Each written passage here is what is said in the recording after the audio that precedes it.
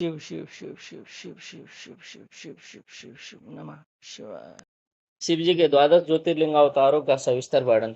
नंदीश्वर जी कहते हैं, मुने अब तुम सर्वव्यापी भगवान शंकर के 12 अन्य ज्योतिर्लिंग रूपी अवतारों का वर्णन श्रवण करो, जो अनेक प्रकार से मंगल करने वाले हैं। उनके नाम यह हैं: सौराष्ट्र में सोमनाथ, श्रीशैल पर मल्लिकार्जुन, उज्जैनिया में महाकाल, ओमकार में अमरेश्वर, हिमालय पर केदार, डाकिनी में भीम शंकर, काशी में विश्वनाथ, गौतमी के तट पर त्र्यंबकेश्वर, चिताभूमि में बैद्यनाथ, दारुक वन में नागेश्वर, सेतुबंध पर रामेश्वर और शिवालय में कुसुमेश्वर।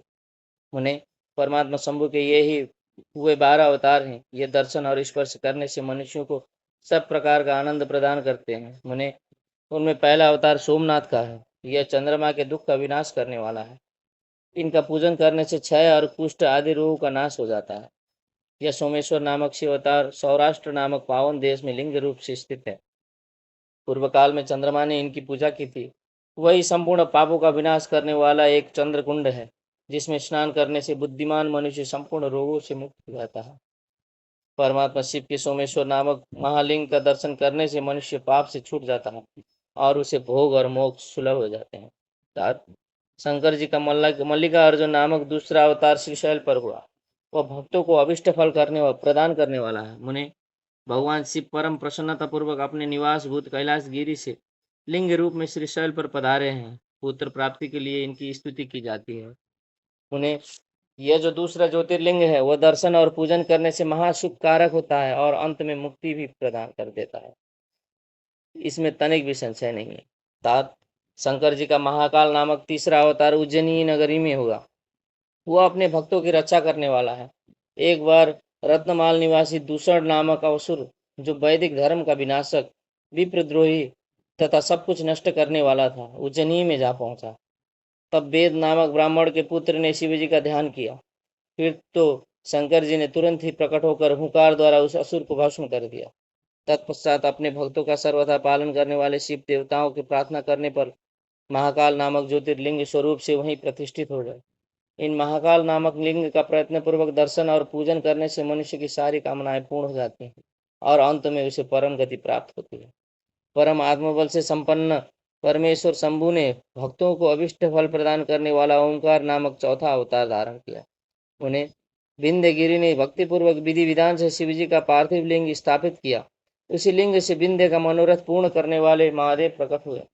तब देवताओं की प्रार्थना करने पर भुक्ति मुक्ति के प्रदाता भक्त वत्सल लिंग रूपी शंकर वहां 2 रूप में विभक्त हो गए।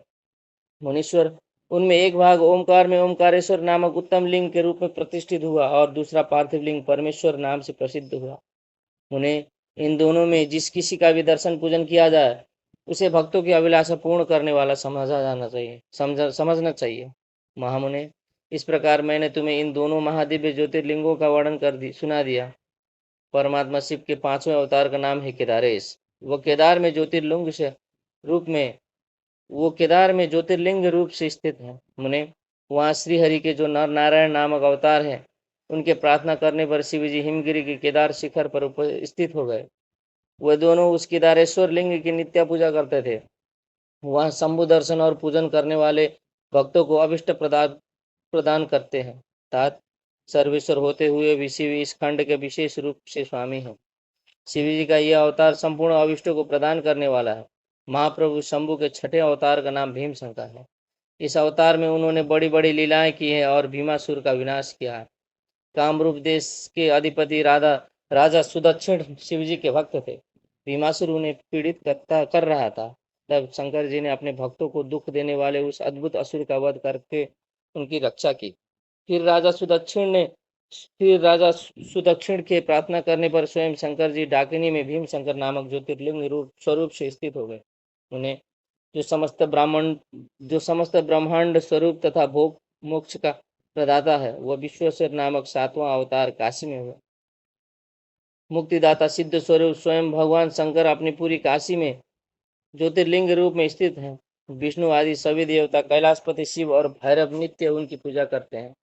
जो काशी विश्वनाथ के भक्त हैं और नित्य उनके नामों का जप करते रहते हैं, वे कर्मों से निर्लिप्त होकर कैवल्य पद के भागी होते हैं। चंद्रशेखर शिव का जो त्र्यंबक नामक 8वां अवतार है, वह गौतम ऋषि के प्रार्थना करने पर गौतमी नदी के तट पर प्रकट हुआ था। गौतम की प्रार्थना से उन मुनि को प्रसन्न करने के लिए शंकर जी प्रेम पूर्वक ज्योतिर्लिंग स्वरूप से वहां अचल होकर स्थित हो गए। अहो, उन महेश्वर का दर्शन और स्पर्श करने से सारी कामनाएं सिद्ध हो जाती हैं, तत्पश्चात मुक्ति भी मिल जाती है। शिव जी के अनुग्रह से शंकर प्रिया परम पावनी गंगा गौतम के स्नेहवश वहां गौतमी नाम से प्रवाहित हुई। उनमें नवा अवतार वैद्यनाथ नाम से प्रसिद्ध है। इस अवतार में बहुत सी विचित्र लीलाएं करने वाले भगवान शंकर रावण के लिए आविर्भूत हुए थे। उस समय रावण द्वारा अपने लाए जाने को ही कारण मानकर महेश्वर ज्योतिर्लिंग से चिताभूमि में प्रतिष्ठित हो गए। ज्योतिर्लिंग स्वरूप से चिताभूमि में प्रतिष्ठित हो गए। उस समय से वे त्रिलोकी में वैद्यनाथेश्वर नाम से प्रख्यात हुए। वे भक्तिपूर्वक दर्शन और पूजन करने वाले को भोग मोक्ष के प्रदाता उन्हें जो लोग इन वैद्यनाथेश्वर शिव के महात्म्य को पढ़ते अथवा सुनते हैं, उन्हें यह भुक्ति मुक्ति का भागी बना देता है। 10वां नागेश्वर अवतार का कहलाता है। यह अपने भक्तों की रक्षा के लिए प्रादुर्भूत हुआ था। यह सदा दुष्टों को दंड देता रहता है। इस अवतार में शिवजी ने दारुक नामक राक्षस को, जो धर्मघाती था, मारकर वैश्यों के स्वामी अपने सुप्रिय नामक भक्त की रक्षा की थी। तत्पश्चात बहुत सी लीलाएं करने वाले हुए परात्पर प्रभु शंभु लोगों का उपकार करने के लिए अंबिका सहित ज्योतिर्लिंग स्वरूप से स्थित हो गए। मुने, नागेश्वर नामक उस शिवलिंग का दर्शन तथा अर्चन करने से राशि के राशि महान पातक तुरंत विनष्ट हो जाते हैं। मुने, शिव जी का 11वां अवतार रामेश्वर अवतार कहलाता है। वह श्री रामचंद्र का प्रिय करने वाला है। उसे श्री राम ने ही स्थापित किया था। जिन भक्त वत्सल शंकर ने परम प्रसन्न होकर श्री राम को प्रेम पूर्वक विजय का वरदान दिया, वह ही लिंग रूप में आविर्भूत हुए। मुने, तब श्री राम के अत्यंत प्रार्थना करने पर वह सेतुबंध पर ज्योतिर्लिंग रूप से स्थित हो गए। उस समय श्री राम ने उनकी भलीभांति सेवा पूजा की। रामेश्वर की अद्भुत महिमा की भूतल पर किसी से तुलना नहीं की जा सकती।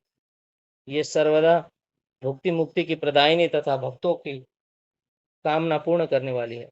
जो मनुष्य सद्भक्ति पूर्वक रामेश्वर लिंग को गंगा जल से स्नान कराएगा, वह जीवन मुक्त ही है। वह इस लोक में जो देवताओं के लिए भी दुर्लभ है, ऐसा संपूर्ण भोग को भोगने के पश्चात परम ज्ञान को प्राप्त होगा। फिर उसे कैवल्य मोक्ष मिल जाएगा। घुश्मेश्वर अवतार शंकर जी का 12वां अवतार है। वह नाना प्रकार की लीलाओं का कर्ता, भक्त वत्सल तथा घुष्मा को आनंद देने वाला है। उन्हें घुष्मा का प्रिय करने के लिए भगवान शंकर दक्षिण दिशा में स्थित दैवशैल के निकटवर्ती एक सरोवर में प्रकट हुआ।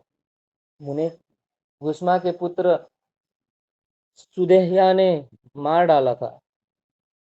घुष्मा के पुत्र को सुदेहा ने मार डाला था। उसे जीवित करने के लिए घुष्मा ने शिव जी की आराधना की। तब उनकी भक्ति से संतुष्ट होकर भक्तवत्सल शंभु ने उनके पुत्र को बचा लिया। तदनंतर कामनाओं के पूरक शंभु घुष्मा की प्रार्थना से वहां तड़ाग में ज्योतिर्लिंग रूप से स्थित हो गया। उस समय उनका नाम घुष्मेश्वर हुआ। जो मनुष्य उस शिवलिंग का भक्ति पूर्वक दर्शन तथा पूजन करता है, वह इस लोक में संपूर्ण सुखों को भोग कर अंत में मुक्ति लाभ करता है। सनत कुमार जी, इस प्रकार मैंने तुमसे यह 12 दिव्य ज्योतिर्लिंगों का वर्णन किया। ये सभी भोग और मोक्ष के प्रदाता है। जो मनुष्य ज्योतिर्लिंगों की इस कथा को पढ़ता अथवा सुनता है, वह संपूर्ण पापों से मुक्त हो जाता है तथा भोग मोक्ष को प्राप्त करता है।